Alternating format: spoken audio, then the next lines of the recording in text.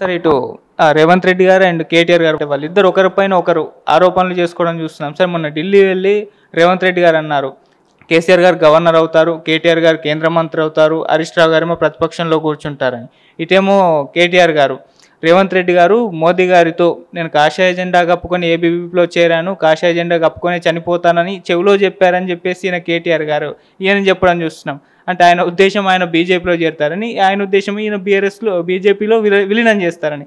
ఏంటి విలీన పైన మీ ఒపీనియన్? విలీనం చేస్తారా లేదా అనేది ఈ పార్టీకి సంబంధించిన వ్యవహారం, బీఆర్ఎస్ పార్టీకి సంబంధించింది.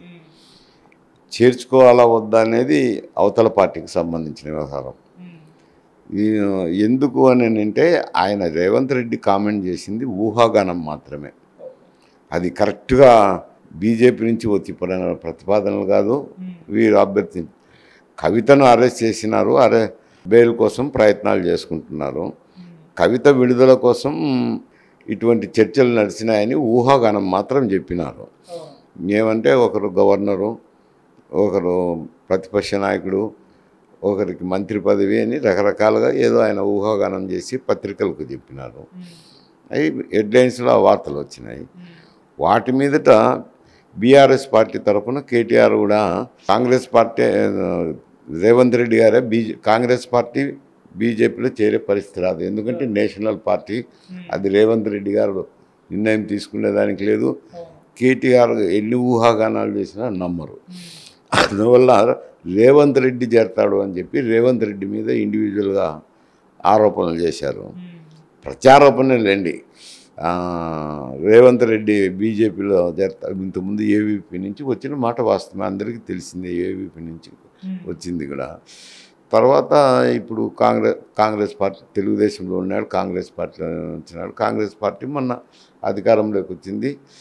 పిసిసి అధ్యక్షుడు కాబట్టి నేచురల్గా ఆయన ముఖ్యమంత్రి అయినారు. ఇప్పుడు ఇలాంటి పరిస్థితుల్లో ఆయన బీజేపీలో చేరతానని కానీ, కండువా కప్పుకొని చచ్చిపోతానని కానీ అది ఆయన ఊహాగానం. ఇది బీఆర్ఎస్ నాయకుడు కేటీఆర్ గారు ఊహాగానాలు. ఈ రెండు ఊహాగానాలే కానీ వాటిల్లో నిజం ఉంటుందని నేను అనుకోవడం లేదు.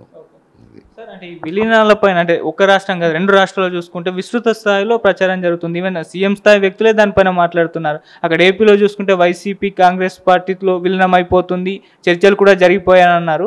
కాకపోతే షర్మిల గారు మొన్న స్పందించి చర్చలు ఏం జరగలేదు, వైసీపీ వస్తే మాత్రం విలీనానికి మేము స్వాగతిస్తామని అన్నారు. ఇక్కడేమో బీజేపీలో బీఆర్ఎస్ కలిసిపోతుందని చెప్పేసి ఇక్కడ రేవంత్ రెడ్డి గారు విస్తృత స్థాయిలో ప్రచారం చేస్తున్నారు. అంటే ఎందుకు సార్ ఈ విధంగా విలీనాల పైన వీళ్ళు ఫోకస్ పెట్టారు? ప్రచార సాధనాలు ఎక్కువైనాయి. రాజకీయ నాయకులు ఎక్కడ పోయినా కానీ ప్రచార సాధనాలు ఏవో ఒకటి అడుగుతుంటారు, వాళ్ళు చెప్పాల్సింది ఉంటుంది. అక్కడ కూడా నేను ఇంతకుముందు కూడా గతంలో మీకు చెప్పినానో లేదో, జగన్మోహన్ రెడ్డి గారు ఇండియా కూటమిలో చేరేది కానీ కాంగ్రెస్లో చేరేది కానీ అది జరిగే పని కాదులేండి. ఎందుకంటే ఆయన మొదట వాళ్ళ తండ్రి గారు కాంగ్రెస్ పార్టీలో ఉన్నారు, ముఖ్యమంత్రి అయినారు. ఆయన చనిపోయిన తర్వాత జగన్మోహన్ రెడ్డి గారు సోనియా గాంధీని కూడా కలిసినారు, కాంగ్రెస్ అధ్యక్షురాలు. కలిసినప్పుడు తనకు ముఖ్యమంత్రి పదవి కావాలని కోరినప్పుడు అది వెంటనే చేయలేమనేది వారు ఏదో సర్ది చెప్పపోయినారు. సర్ది చెప్పినా కొంచెం పెడసరంగా పెడచెవిన పెట్టి అక్కడి నుంచి వచ్చారు, అధిష్టానం నుంచి వచ్చిపోయినారు. పార్టీ పెట్టుకున్నాడు, సరే తిరిగినాడు, ఇప్పుడు ముఖ్యమంత్రి అయినాడు. మొన్న ఎన్నికల్లో ఓటమి పాలైనాడు. ఇప్పుడు మళ్ళా అదే పార్టీ దగ్గరికి ఆయన వెళ్ళే అవకాశమే లేదు. ఎందుకంటే ఆయన మీద సిబిఐ ఛార్జ్షీట్ దాఖలు చేసినారు.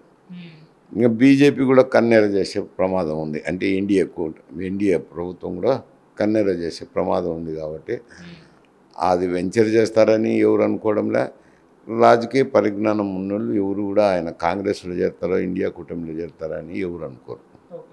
అంటే ఆయనకు ఒక సపోర్ట్ కావాలి. ఇండియా కూటమి నుంచి ఇండియాలో కూటమిలో లేరు, ఎన్డీఏ కూటమిలో లేరు. సో అందువల్ల ఈ పరిస్థితిలో ఉన్నారు, ఒక వీక్నెస్తో ఉన్నారు.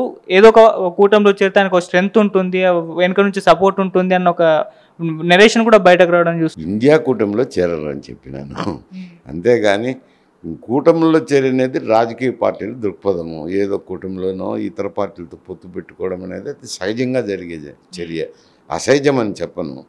కానీ ఇండియా కూటమిలోనో కాంగ్రెస్ పార్టీలోనో చేరతాడనేది అది వీళ్ళు అవకాశం లేనిది